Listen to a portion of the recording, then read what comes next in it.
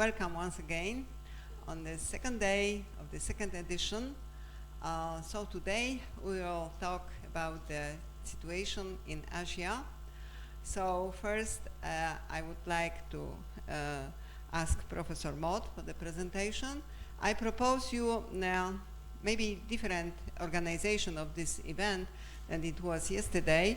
So I think that first Professor Modh give us a speech, and after his speech, the other panelists, also the students, and dear guests, ask questions to Professor Modh, and also please give us comments. So I think that it will be, this discussion will be very efficient for you.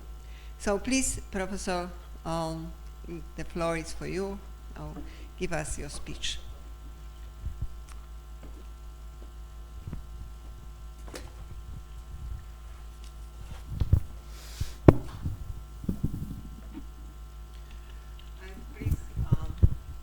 Yeah, the speech is on the screen, so presentation, you can start. Okay. Very good morning to all of you. At the outset, I will thank University of Economics for inviting me to address students of University of Economics. When I was told that I have to speak on global economics with particular reference to Asia, I had many topics in my mind. As you would have understood from my introduction, that I am not an economist. Basically, I am an engineer with qualification, master's degree in electronics engineering.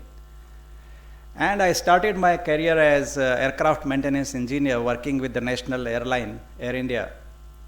For nearly 30 years, I worked as aircraft maintenance engineers and also later on in strategy department of Air India as head of business transformation.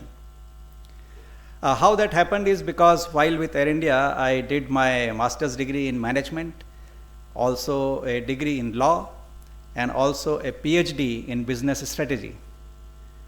And I started teaching business strategy and ethics at some premier institutes in Mumbai.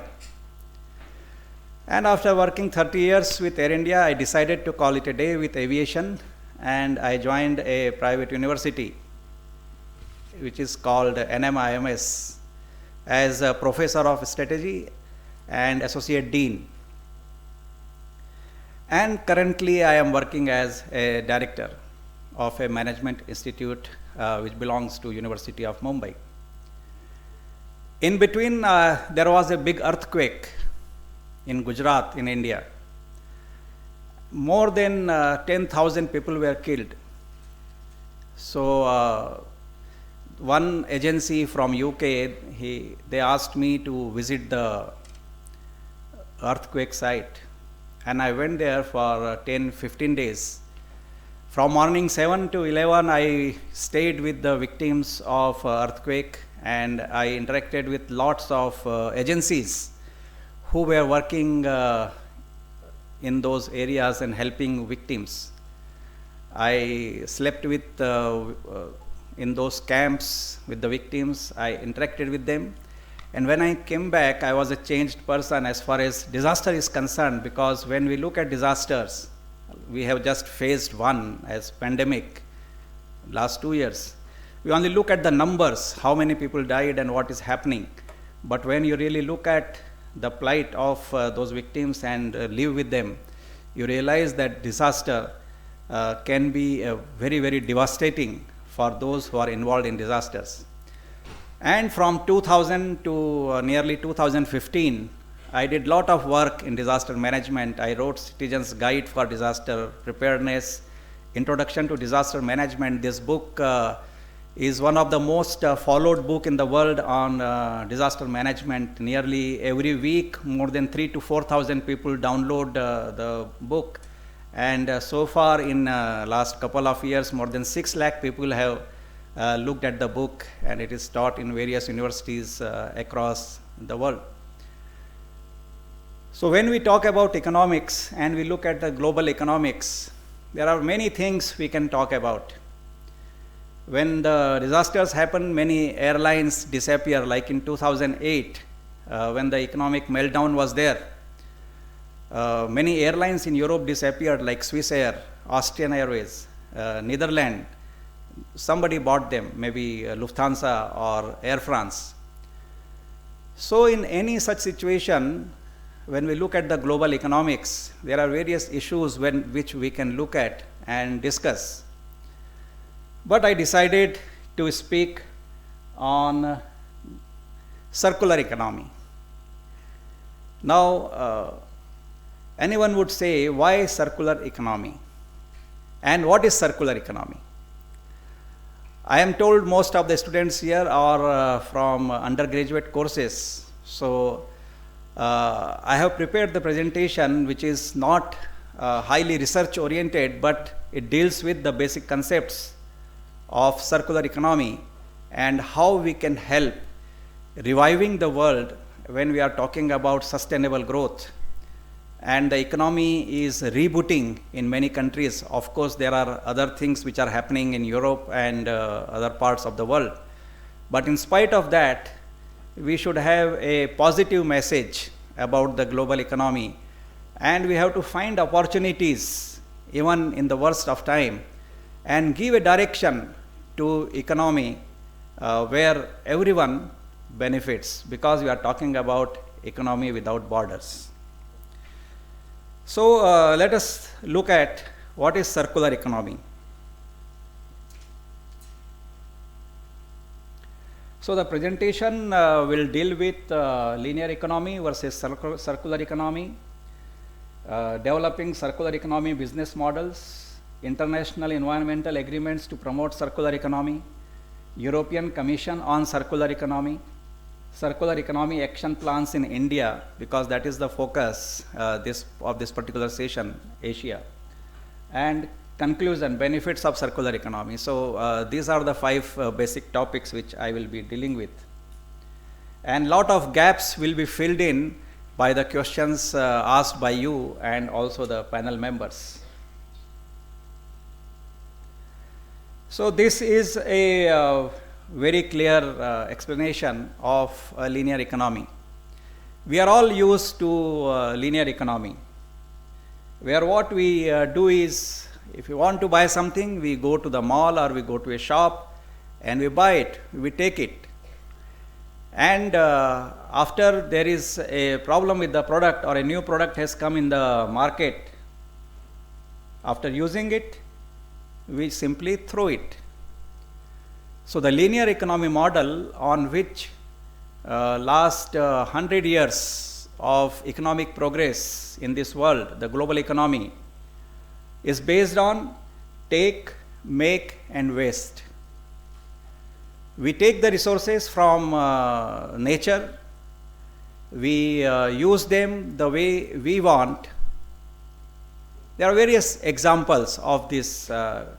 If we just look at our mobile phones made up of various materials, various technologies, and most of the mobile phones are an example of collaboration between various countries in developing technologies and material.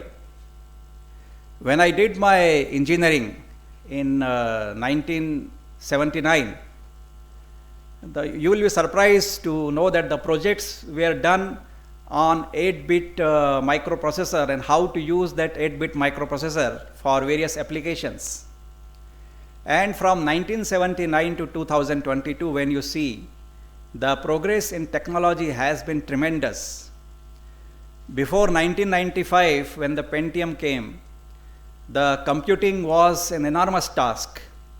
And today, each one of us carry a very, very powerful computer in our pocket.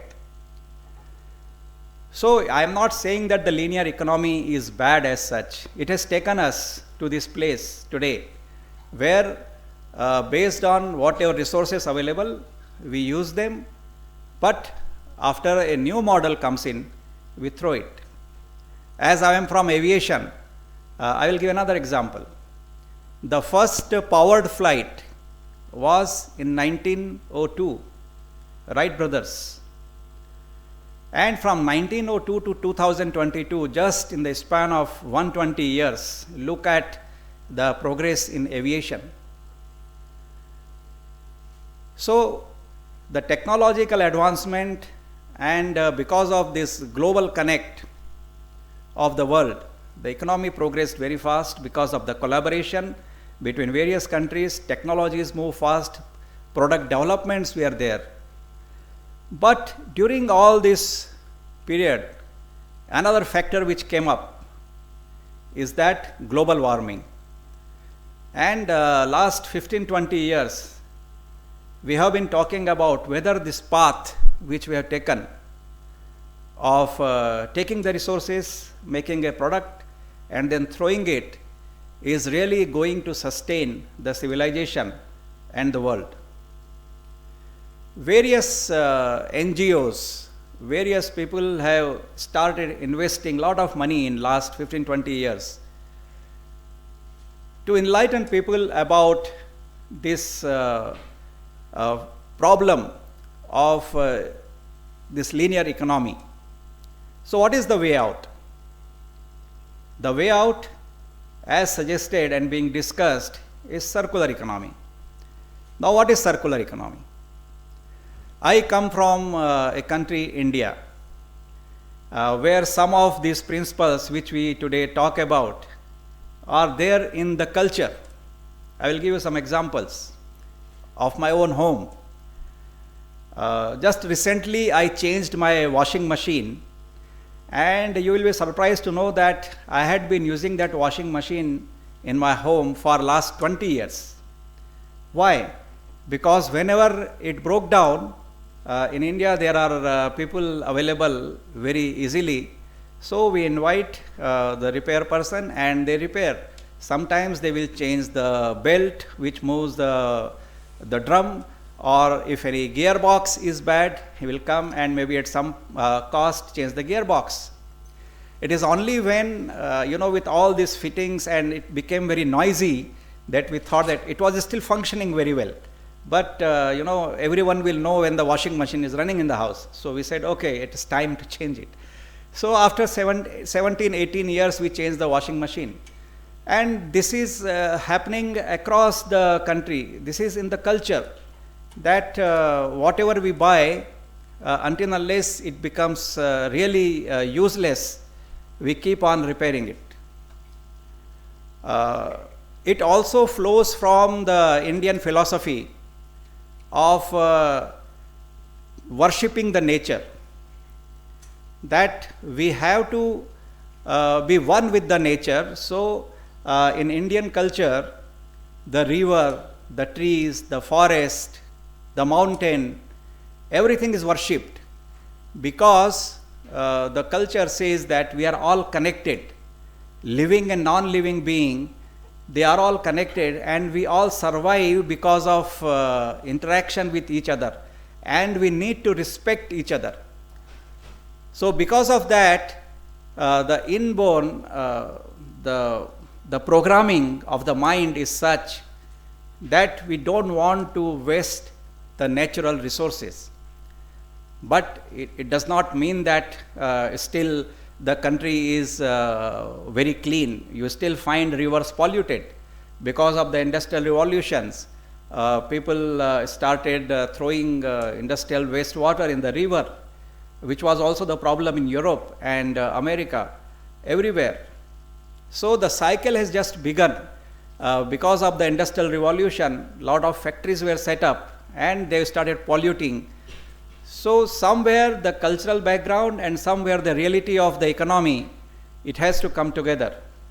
And the time has come to realize that we have to take care of nature in a way, in a fundamental way, so that the globe survives, the sustainable development happens. So the circular economy, as you can see, is all about using the resources, reusing them, repairing them, rethinking about the basic philosophy of how we are going to make a product. We'll have to go into the basic fundamentals of how we are looking at the economy. In the later part of the presentation, I will talk about like currently we are relying on fossil resources like oil and other consumables which are also polluting the world. Whereas the solar energy is available, where it is a non-polluting energy, renewable energy. The wind energy is available, which is also a non-polluting energy. Hydro energy, lot of scientists are working on hydro energy. So we will have to change the basic thinking and use of resources and the energy, and we'll have to develop new technologies where the whole way of consuming the product and services will change. So the circular economy is basically about 6R. In the beginning they talked about 6R, but the researchers have gone up to 12R. We will come to that. So what it says is that we have to reduce the consumption now, which is very difficult. Whatever we want, if we say that reduce the consumption, I am not sure whether everyone will agree, but somewhere psychologically we will have to think that should we take something which we don't need. Many times we go into food malls and order food, and we may consume half of it and we throw half of it, but we have to think that how much effort has gone into, how much energy has been consumed, how much manpower has been used to reach food at that stage, and when we don't consume half of that, so it is all going waste. So the first principle is reduce. The second is reuse. As I gave the example of washing machine, it is being reused again and again after repair. Or the best example today is single-use plastic. Across the world, there are companies, corporates, who have launched campaign to eliminate single-use plastic, and wherever single-use plastics are there, they are again converted into products. I will give examples later on in the presentation. The third is recycle. Can we recycle the product? The fourth is recover. Like e-waste, once the mobile is down or a new computer has come in, the older computers may not be able to support the software which is now available, so you have to throw them. So whether we can recover some part of it. Redesign. Can we redesign the processes and the products so that we consume less and help the world to survive? And the last is remanufacture. So these are the initial 6 R's which were thought of. So if we look at the characteristics of linear economy and circular economy, these are very simply, you can just have a look at it.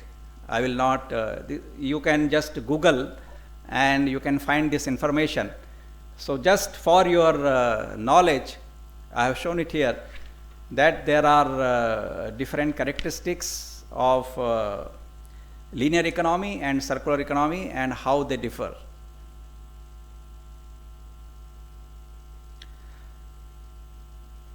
So now we come to the second point, that once we have realized that yes, we need to change the way we live today, and we need to look at the economic models. There have been various attempts at developing business models for circular economy. And some of the key points I have tried to collect from various research papers on circular economy. So one is says that simplification of collection and sorting of various materials for reuse and recycling turning the system into a mandatory one.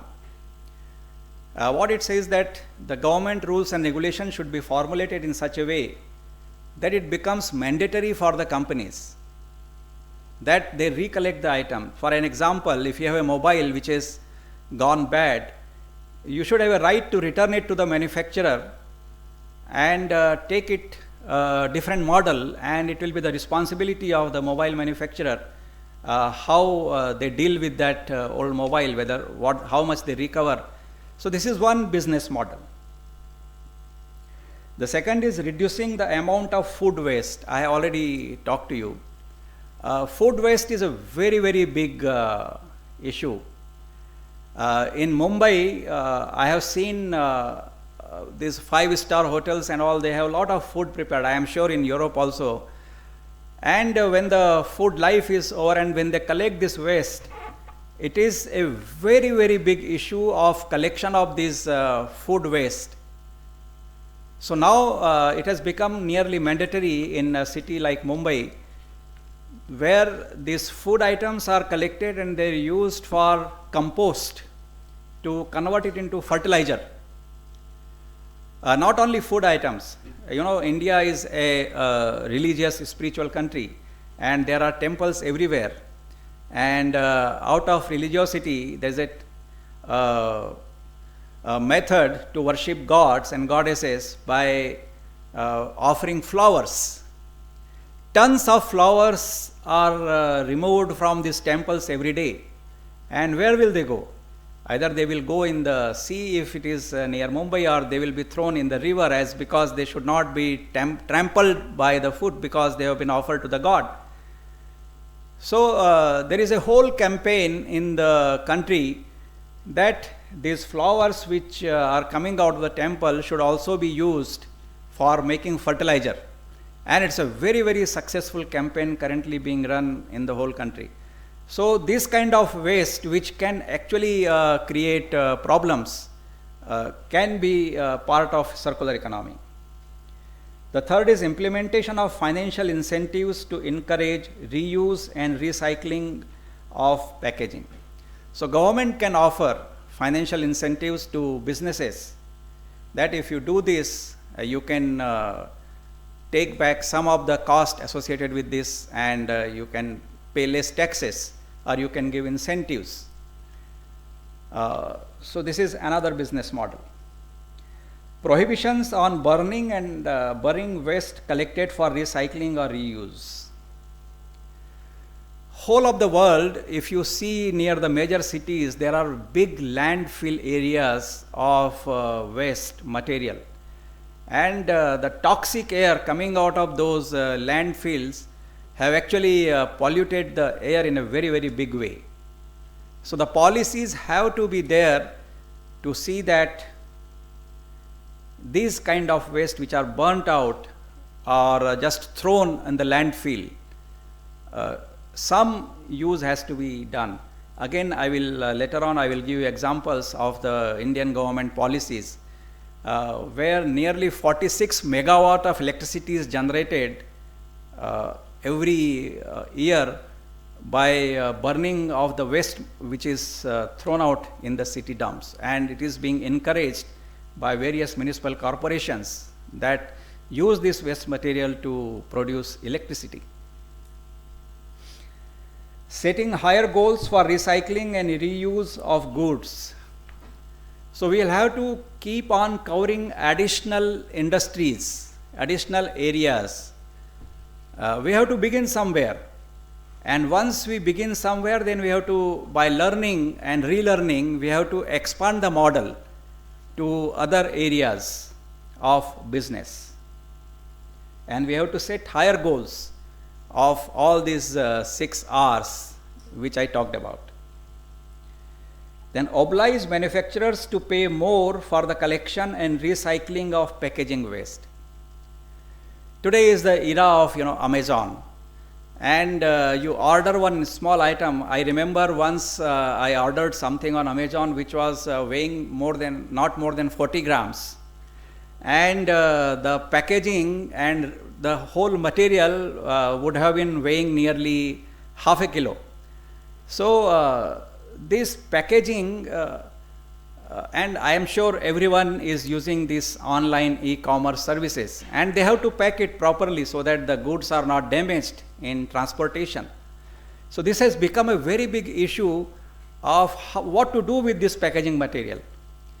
In Mumbai, where I live, if I have to throw out the thermocol which is used for packing, I have to pay 500 rupees fine to the municipal corporation if I throw this thermocol out on the street. So I have to call some people who will collect this thermocol. So this is a very big issue. So there has to be a policy. Maybe Amazon should be forced. They are laying off thousands of employees today. We have read the news. So maybe such new policy changes can happen that they will, after a day, they can come back and collect this packaging material. It will be of use to them also. And the last is establishment of a more accurate methodology for assessing the degree of processing. How we are actually going to process the whole business process.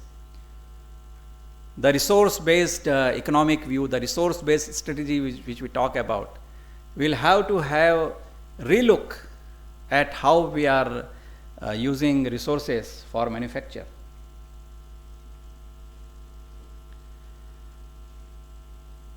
So there are certain business models which are again from research work. I have given the reference in the slide from where I have picked up this. So circular supply, this is one of the business model which says that replacement of traditional raw materials with organic or renewable ones and long-term use of resources. Production waste should become raw material for new production processes. This is one business model. Second is restoration of resources. Recovery of raw materials and processing of waste from secondary raw materials so that waste is transformed into raw materials and not disposed of. In this case, companies create new products from waste. This model is most adopted right now. The third is extending the service life of products. So as I gave the example that washing machine life from 6 years, 7 years can be extended to 17, 18 years. So a lot of less materials consumed. Platform for shared use. There are many websites available today where you can see that you can hire. Suppose I am coming to say Poland. I am coming from Mumbai, where the minimum temperature goes not below 15 and at any point of time. So when I come here, I have to buy clothes so that I can protect myself from this 1 degree cold. So what I have to do is I have to buy it. And once I buy it, it will be there in my cupboard for, I don't know, next time when University of Economics calls me, or maybe I am traveling somewhere else. So what happened is that for a particular 7 days of use, I have consumed lot of resources which is actually wasted, which should have been used. So there should be some business model where you can share this kind of resources, platform for shared use. This is happening in say Uber, Ola. These are the shared taxi concepts where you need not buy the car, so you save a lot of parking space and less number of cars will be sold. But still, this is just the beginning. It is happening in a very big way in automobile segment, but still there is a lot of scope available here. And product as a service. This is a very, very important, that currently manufacturers, they sell the product and maybe they will have after sales service or customer service representative. But when I was with Air India, when the Dreamliner came or even 777 came, I was there with Air India till 2011, and I was part of the team which actually went for Dreamliner training. And there were agreements done between the airlines and the manufacturer that earlier model was that airlines will repair the items which are there in the in the cockpit box or in the equipment area. And many of the airlines will have, like Lufthansa, they have Lufthansa Technique, which will repair these black boxes, or say engine which is gone bad, and they will repair the engine. So this was the model, but for Boeing and Airbus, once they sell the aircraft to the airline, it is only that the after sale service was used to be the model. But by the time 2008-2000 came, there were new agreements where, based on the number of hours, they were saying that we will maintain the systems and equipments, and if there is any fault, if you pay us by hour, fly by hour, so for these many flying hours, if there is a problem in a particular unit, we will simply replace it. And since aviation is a very, very big business, and it is this model is now being used by Airbus and Boeing and other aircraft manufacturers, the similar thing can be done with various other products and services. So all the businesses will have to think whether they can use this product as a service, whether it is washing machine or refrigerator, or even our clothes which we wear. After 2 years, if the fashion is out, the manufacturer of big brands, they can say that, okay, you give us back our clothes, and so the product becomes service. This is another model. So here there is another research paper, 2-3 research papers where I have looked at various models, various examples, real life examples from India, from Europe, from USA, that how they are using circular economy as a model. So the first example is of refuse. So one example which I have given here, there is one Priyanka Kalra in Gurgaon near Delhi. She started a campaign, no straws attached. Now this straw, when we take a drink, they give you a straw to drink. And if you look at it, the quantum of these straws which are collected every year from these food shops, it will go into tons every day. And this is a single-use plastic, and which creates a very big problem for plastic disposal. So she launched a campaign, and it became very successful. So they said that, okay, rather than drinking directly from the packaging, you can pour it into the glass, and from there you can drink it. There is no need for a straw to be used.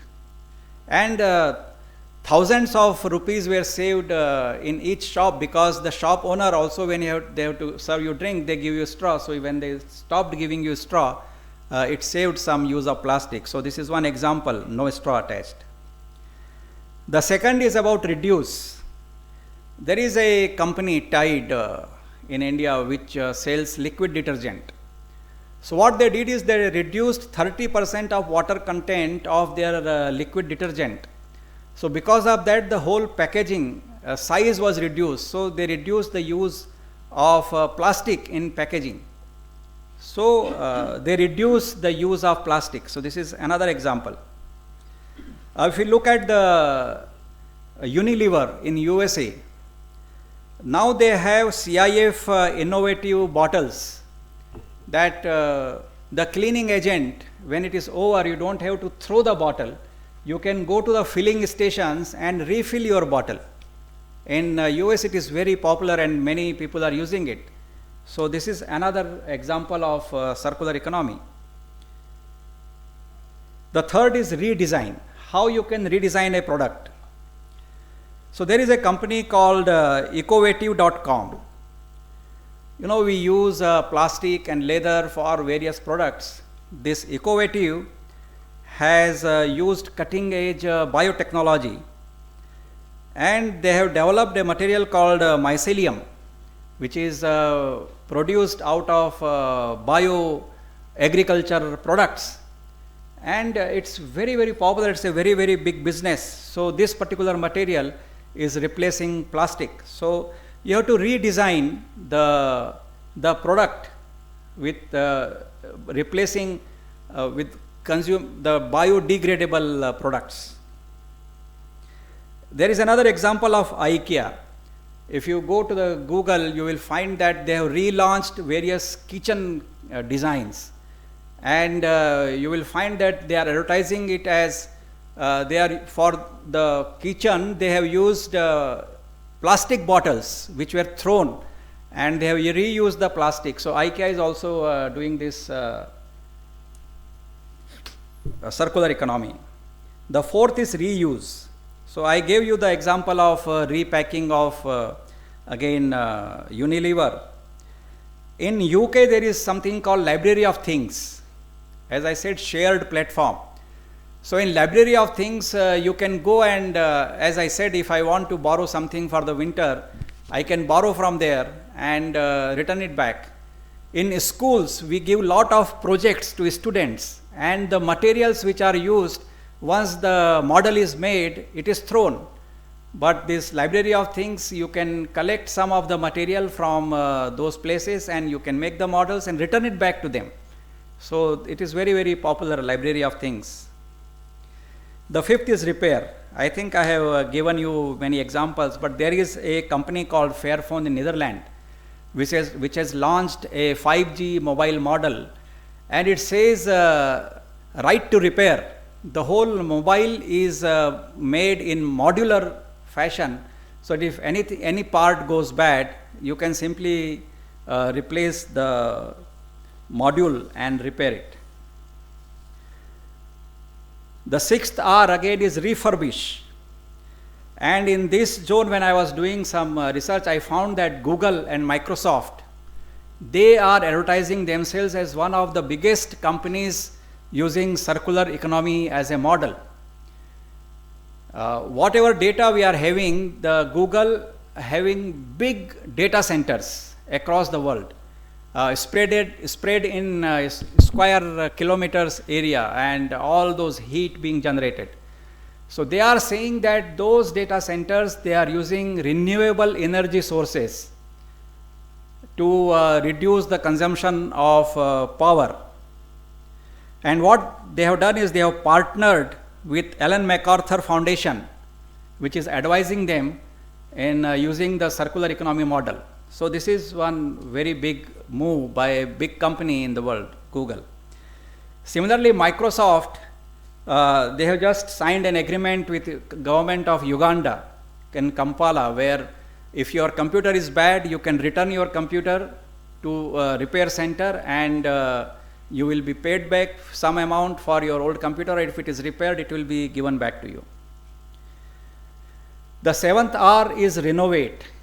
You can renovate the product which you already have. Samsung is having a policy of net zero. They are saying by 2050, the total wastage is going to be zero. And even now this G20 summit which is happening, they are talking about net zero. So a lot of companies across the world are going to have the policy of net zero in next 20 to 30 years time. The eighth is recycle. So one big example is Allbirds, which has a tie-up with Adidas, and the ultralight shoes which they have made using material given to them by Allbirds, and it's very light and it is biodegradable material used, not leather material. Excuse me, Professor.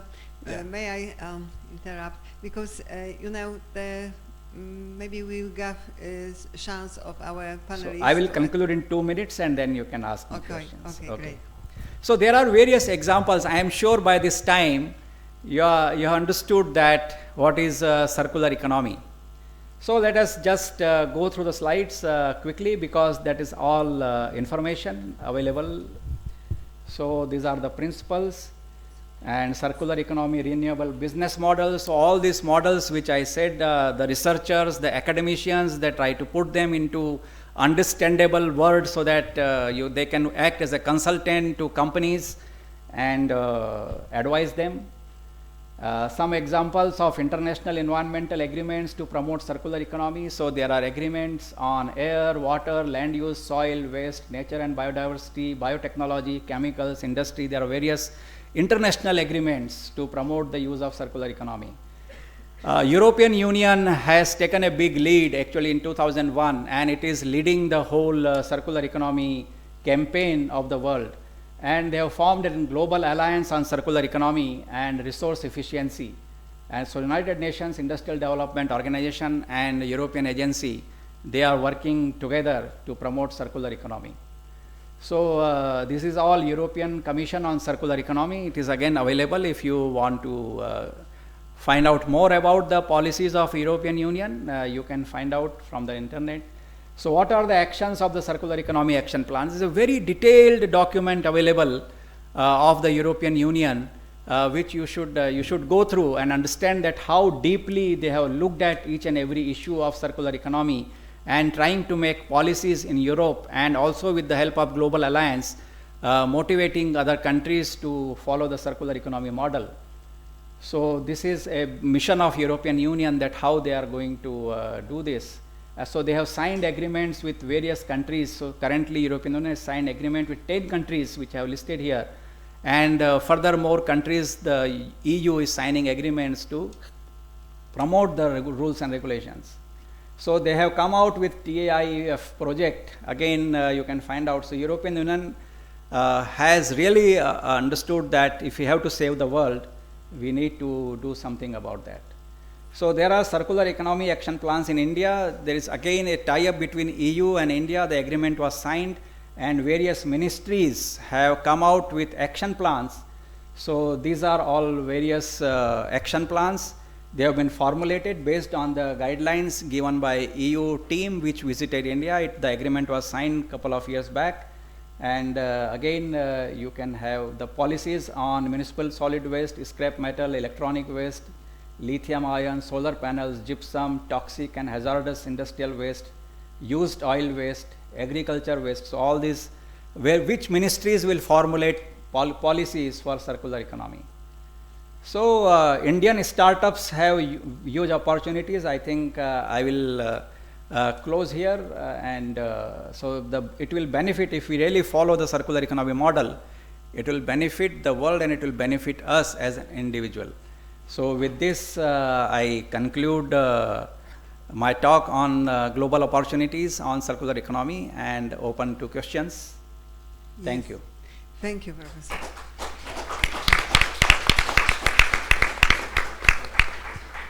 Thank you for the great presentation. And just now, time for questions and comments. We start maybe from the questions and comments from provided by panelists. Yes, for the best questions among the students, I have brought some gift. Yeah. So it is available. Students. So you can raise hand. Even if it is not a good question, if you ask a question, you will get a gift. But initially, I will. Yes. They don't get the gift. You will get the gift for asking the question. Okay, Professor Majewska, yes, please, because you take microphone. Thank you very much. So we can see that this approach of circular economy seems to be even more visible in different countries, especially in India. But we can see that it is a way of thinking of three main groups, let's say the governments, which acting like supporting these processes or the model.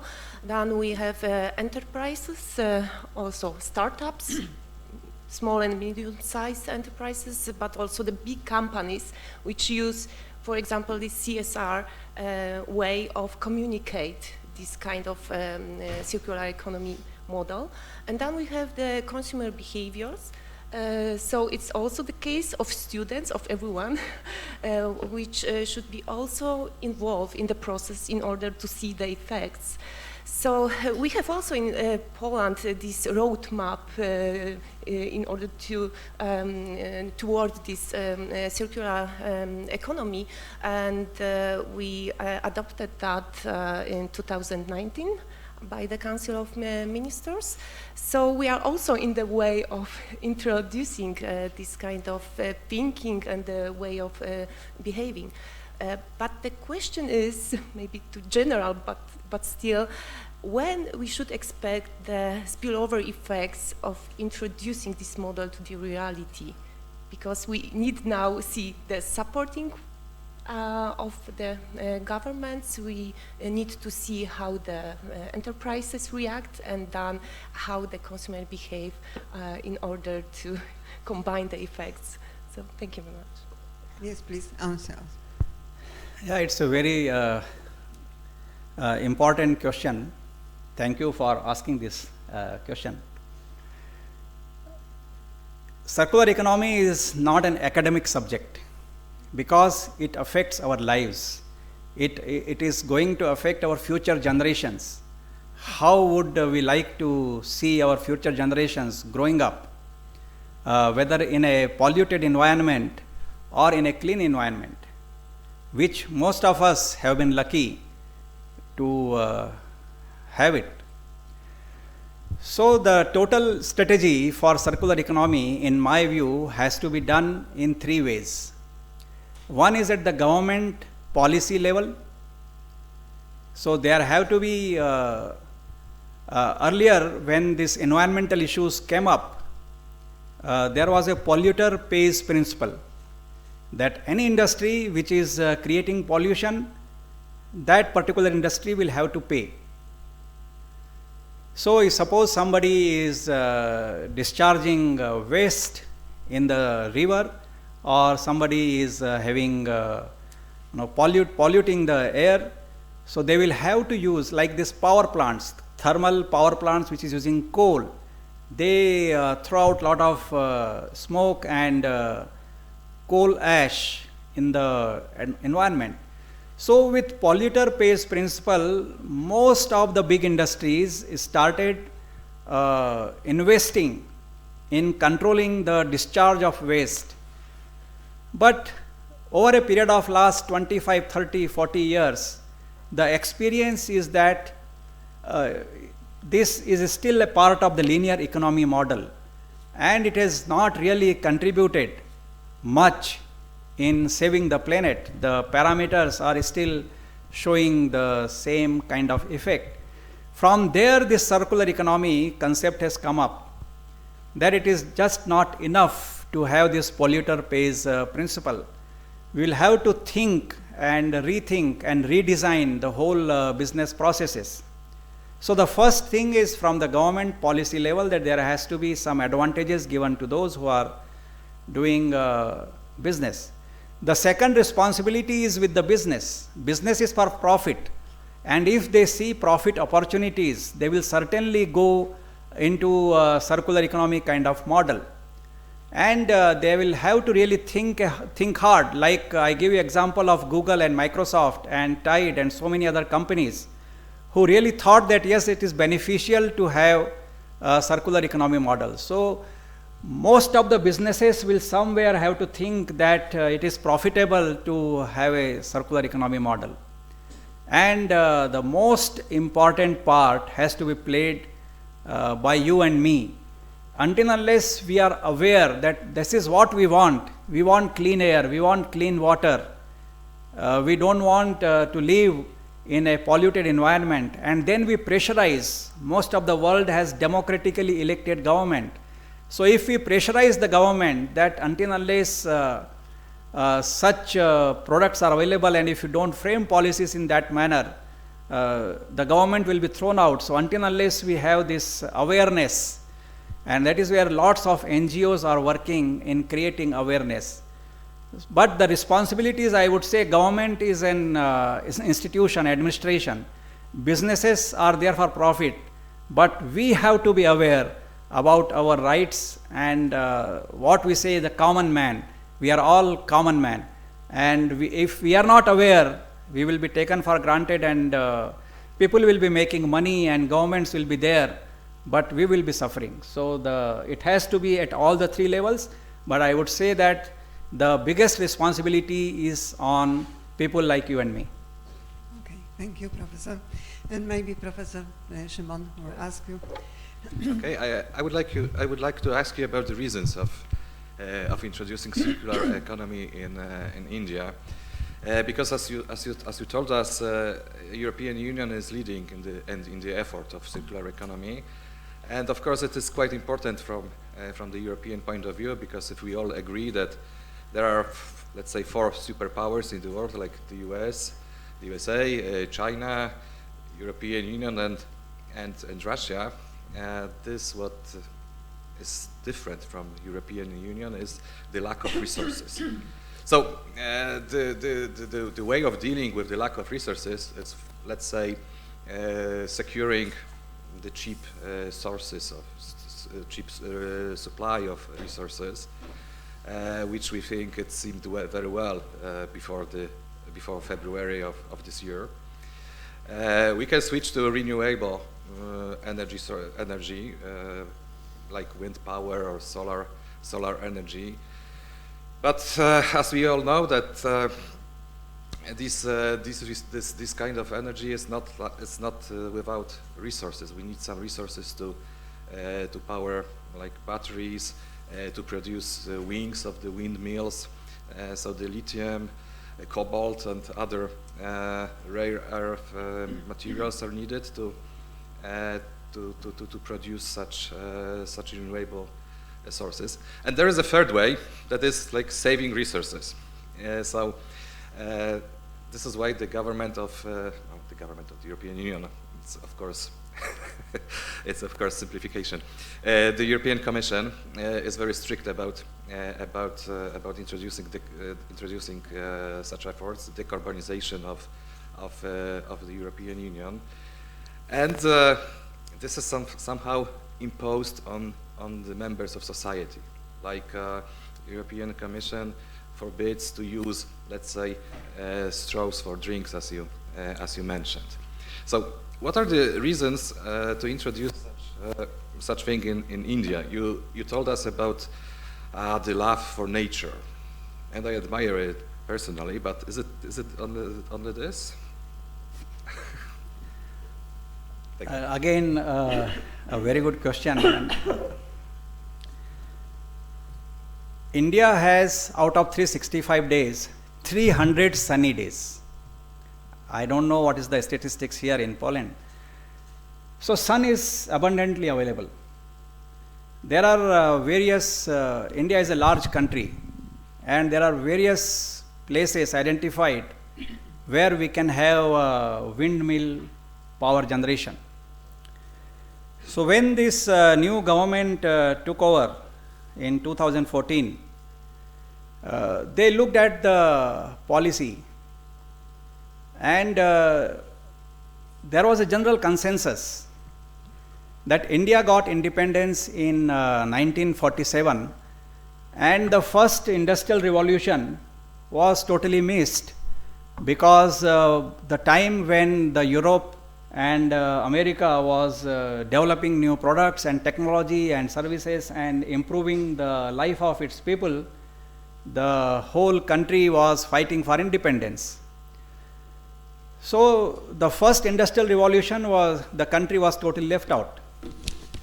After 1947, the second opportunity came in 2000. Even before that, the second opportunity came with the hardware, these computers and laptop and personal computers. And because of the lack of policies, this whole thing was used by Taiwan and Vietnam and Korea to set up semiconductor technology bases, and they developed in a very big way. So India missed the second bus also in around 1970 to 1980. The third revolution was in the software business, and the opportunity came with 2K, and a lot of Indians who had studied in US, and they realized that this is a very big opportunity to have a big jump in software business.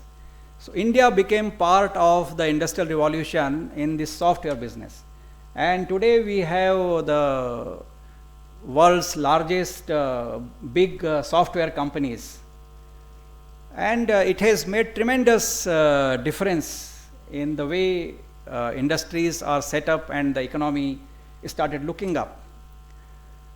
But now we are having industrial revolutions 4.0, and energy is the key factor. And as we know that this oil and coal, and they are all polluting energy sources. So the government thought that why don't we take the lead in renewable energy sources. So the Prime Minister of India signed a solar alliance with some of the countries in Europe as well. I think France is one of the member of South Africa and Brazil. Some of these countries, they became part of solar alliance, and a big boost was given to solar energy.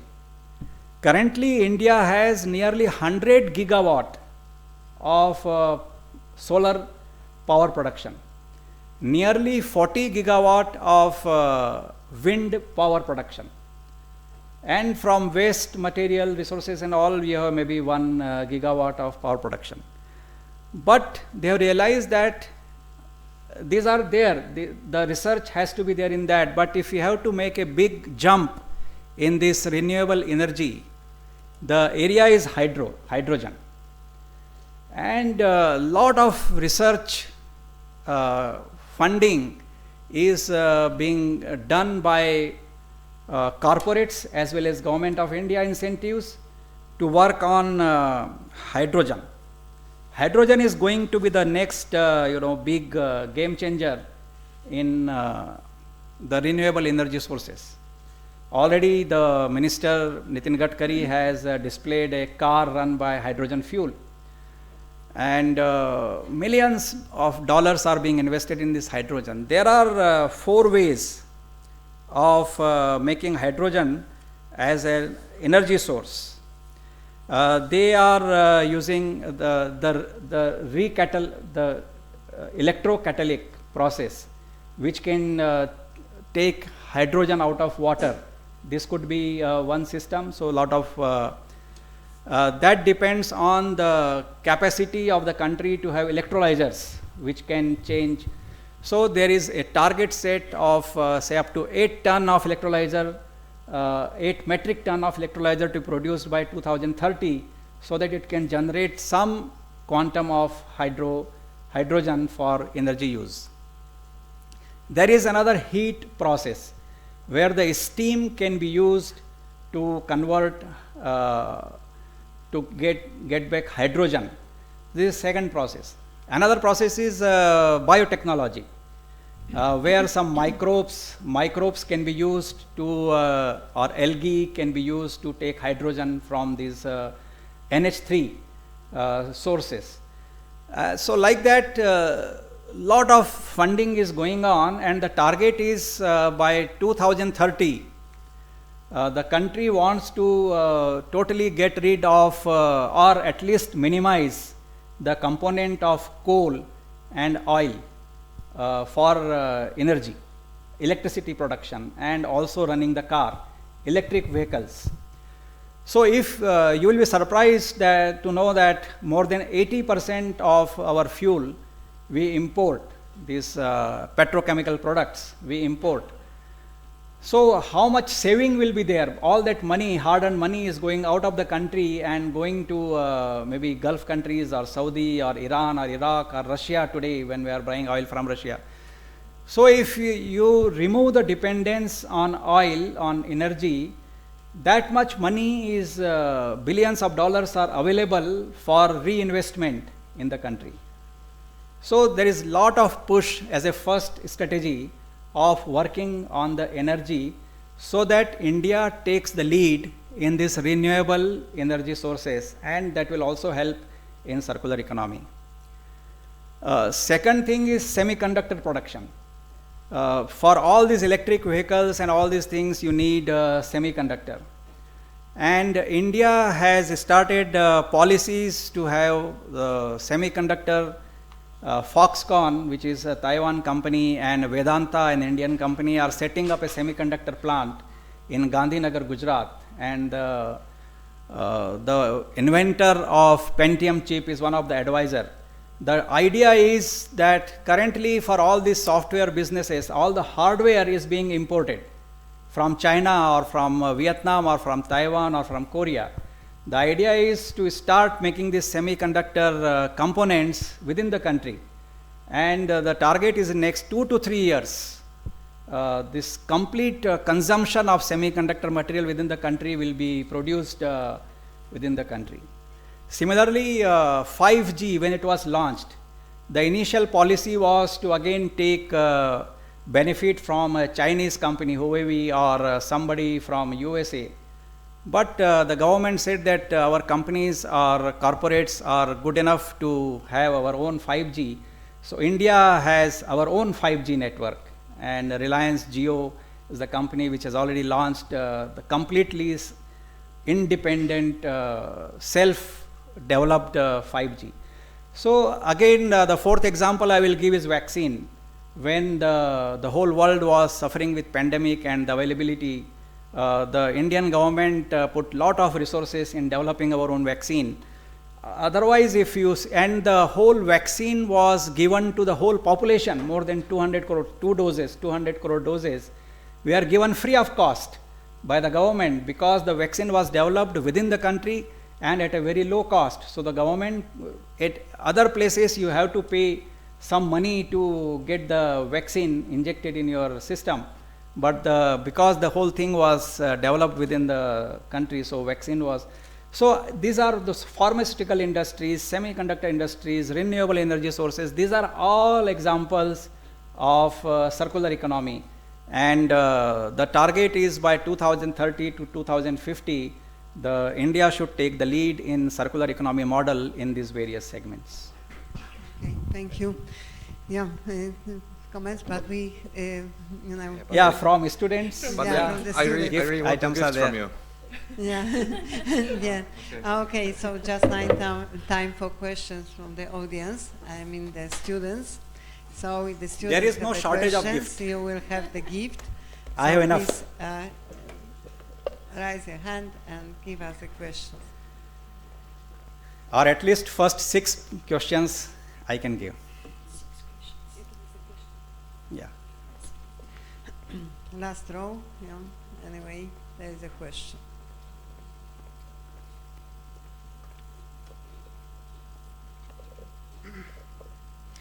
So my question is more of a political one. How would you go about dealing with countries that do not wish to comply with a Western-led switch to a circular model of economics? Mostly China and Russia come to mind. Do you think that with us making the switch, taking the leap, our trade partners will naturally follow, or perhaps should there be a mechanism of pressure from NGOs and such? A very good question. And but I am not a politician, and a politician would have answered in a better manner. I would say that as far as common people are concerned, we elect politicians. They design the policies for the country. So if we are not happy with the policies, we can remove the government. That is the, in democracies, individuals have the right. But I am not a very, very political conscious person, and the kind of things which I do, I have no time to think about policy implications. And maybe I may have some views, but they may be very immature views. So I don't want to share such views in an audience and trolled on the social media. So thank you for asking the question, but I would not answer any political question. Thank you. But you still get the gift for asking such a difficult question. Yeah. If somebody can give it to him. The next question. Yeah, it is for you. You can collect from me. Okay. Yes, please. Any questions, comments? Other than political question. Yes. Yes, please. Here, the first row. This is being, broadcasted by my institution and various institutions in India. Please, so I have to be very one careful again. what I say here. Oh, okay, just now. Okay, so I have a question. Do you think that the circular economy models are the key to help or save our planet from, for example, global warming? Okay. Is it the only solution? No. We will have to evolve other solutions as well. There is never, one solution to a problem. There are always multiple solutions. Circular economy is a very, very deep subject. And last 10-15 years, it has emerged as the most plausible solution because it takes care of corporate social responsibilities when people were doing something bits and pieces, or polluter pays principle where we are putting fine on some companies who are polluting the environment. But there was a need for fundamental change in the thinking process, and circular economy works at that fundamental level. It all depends, you are all students, you will all grow up, and if you are convinced that yes, this is the model which can save the planet, and you start working on that, you have startups, you have businesses in those areas. If you really have good products, good services, and good design in your mind, you yourself can earn a lot of money. In India, in circular economy startups, you will be surprised to know that something like $1.8 billion have been committed by venture capitalists to help such circular economy. I have various examples with me. So the money is available if you have the idea, and young generation like you, if you really work on this, you can really change the world. That's what I think. Thank you. So again, your gift is here. Please don't forget to take it. Okay. Any other questions, comments? Yes. There is one. From ladies? No. Okay, I have the question concerning, something what is called greenwashing. Have you noticed maybe that is the greenwashing campaigns in India or in other countries, and what is your comments on that? Corporates are very clever, and once they know that consumers, they are willing to pay more for clean products, they will try to hide something and advertise in such a way that it appears to be a clean product, and that is called greenwashing. So even though they have not done anything, they would try to show that they are doing something for the environment. The only thing is we should be aware, and there should be watchdog agencies, and maybe there should be some fine on such companies who indulge in greenwashing, because they are taking the sentiments of public for a ride. So I say that greenwashing should never be encouraged, and those companies which are using greenwashing as a tool, they should be discouraged to do that. Mm-hmm. Yeah. Okay. Thanks. Even if you have not asked any questions, these gifts are here. So these 2 are available, and 4 you can take. This is a mobile stand, or I don't know what actually it is, but it is something useful, I am told. Yeah, it's a secret. Yeah. Oh, yes. Yes, good, yeah. Good.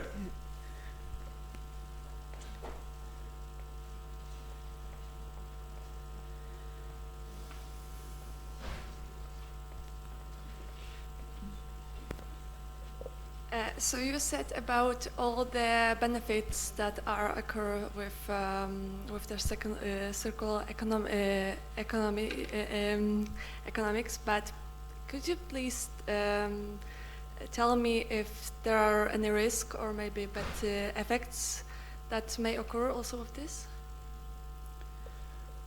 Okay. As I understand, are there any risk associated with circular economy? Is that you are asking? Yeah. Risks are there, just for an example, suppose I borrow a, coat from a shared platform, and if they are not cleaning it properly, so maybe I will carry some of the virus or something which is there with the clothing. Or if you are traveling in, say, Uber, and if the cars are not washed properly and cleaned properly, so one person who has traveled it may leave some gift for you when that person gets out.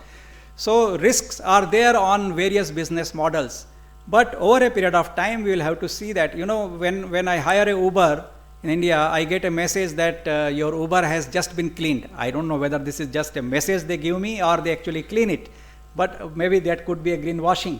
That they are saying that after every ride our car is cleaned. I don't know how many of you have seen Uber getting cleaned after every passenger gets down. But there are risks associated with it, and maybe there will be bigger risk or smaller risk. But we are risk takers. Humanity is all about risk taking. If the humanity has not taken risk so far, we won't have come so far. So risks are there, but we'll have to minimize the risk. That is the whole thing about it. Good for asking this question. Thank you. Thank you. And the last chance for the last gift. Yes. So there are 3 gifts which are booked. 3 are still available. There is still yes, there is a question there. One here, one here.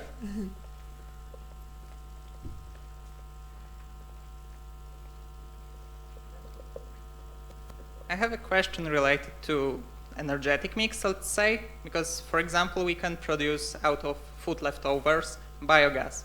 Can it be used in, I don't know, some companies that are producing something, or in case of not, where should it be used? And another question, how about the cars, because we have electric cars nowadays, but the production of the batteries is not so good for the environment. However, hydrogen, it has a lot of advantages. However, it can also be a little bit harmful.